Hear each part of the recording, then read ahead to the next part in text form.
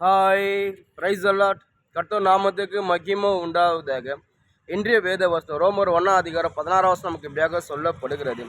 கிறிஸ்துவின் சுவிசேஷத்தை குறித்து நான் வெட்கப்படேன். முன் யூதரிலும் பின் கிரேக்கரிலும் விசுவாசிக்கிற எவனோ அவனுக்கு ரட்சிப்பு உண்டாவதாக அது தேவ பலனாக இருக்கிறது. அதாவது பவுல் சொல்ற கர்த்தருடைய வார்த்தை நான் பிரசங்கிக்கிறேன். கர்த்தருடைய சுவிசேஷம் சொல்ல நான் எந்த இடத்துல வெட்கப்படவே மாட்டேன். எந்த இடத்துல அவர் கர்த்தருடைய வார்த்தை சொல்லுவேன், கர்த்தரை நான் மேன்மைப்படுத்த சொல்லி பவுல் சொல்றாரு. ஏன்னா பவுலோட வாழ்க்கையில் பார்த்தீங்கன்னா பவுல் இந்த கர்த்தருடைய வார்த்தை அநேக இடத்துல பிரசங்கிச்சார். அநேக இடத்துல அவர் போய் கர்த்தருடைய வார்த்தை சுவிசேஷமாக அறிவிச்சார். அவர் போகிற இடம்லாம் அவருக்கு விரோதமாக பயங்கர தடைகள் வந்தது. அவருக்கு மனுஷனை ஏமுனாங்க. பவுல் சில இடத்துல அடித்தாங்க, சில பேர் ஜெயிலில் தூக்கி போட்டாங்க. ஆனால் இருந்தாலும் சரி, பவுல் என்ன தான் நடந்தாலும் சரி, கர்த்தருடைய வார்த்தை அநேக இடத்துல பிரசங்கிச்சார். ஏன்னா இந்த வார்த்தை ஜீவன் உள்ள வார்த்தை. இந்த வார்த்தை தான் அவர் வாழ்க்கையை மாற்றிச்சு. இந்த வார்த்தையாக தான் கர்த்தர் அவர் அந்த தாய் கருவை உருவாக்குறாரு. அந்த வார்த்தையை நான் பிரசங்கிப்பது சொல்லி அவர் தீவிரமாக கர்த்தருடைய வார்த்தையை பிரசங்கிக்கிறார். ஆனால் அந்த வார்த்தை எப்படியாப்பட்ட பாவிகளை மனம் திரும்ப சொல்லி அவர் விடாமல் அவர் செஞ்சார்.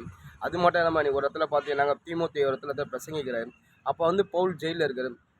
அப்போ தீமோத்தேயு ரொம்ப பிக்ஸ் ஆகி அவர் அந்த வார்த்தை பிரசங்கிக்க முடியாமல் ரொம்ப மனசு கஷ்டப்படுது. அப்போ பவுல் சொல்லியாம போகிறார், நான் ஜெயிலில் இருக்கிறதுனால நான் கெட்டனும் ஆகிட முடியாது, வெளியே இருக்கும் நல்லவனும் ஆகிட முடியாது.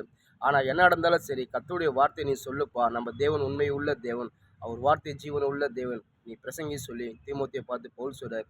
ஏன்னா அந்த வார்த்தை அப்படியாப்பட்ட வார்த்தை. நீங்கள் நம்மளோட வாழ்க்கையில் சரி கர்த்தர் நம்ம இந்த வார்த்தையை பிரசங்கம் பண்ணி நம்ம ஊழியக்கார அபிஷேகம் பண்ணி கர்த்தருடைய வார்த்தை நம்ம பிரசங்கம் பண்ணி கர்த்தனை அழைச்சிருந்தாருன்னா நம்ம தைரியமாக எந்த இடத்துல சரி கர்த்தருடைய வார்த்தை நம்ம பிரசங்கிக்கணும். எந்த இடத்துல சரி நம்ம வெட்கப்பட்டு போகவே மாட்டோம். நம்ம எப்படியாப்பட்ட இடத்துல சரி நம்ம தைரியமாக இந்த வார்த்தையை நம்ம பிரசங்கிக்கணும். ஏன்னா இது வார்த்தை சாதாரண வார்த்தை இல்லை, ஜீவன் உள்ள வார்த்தை.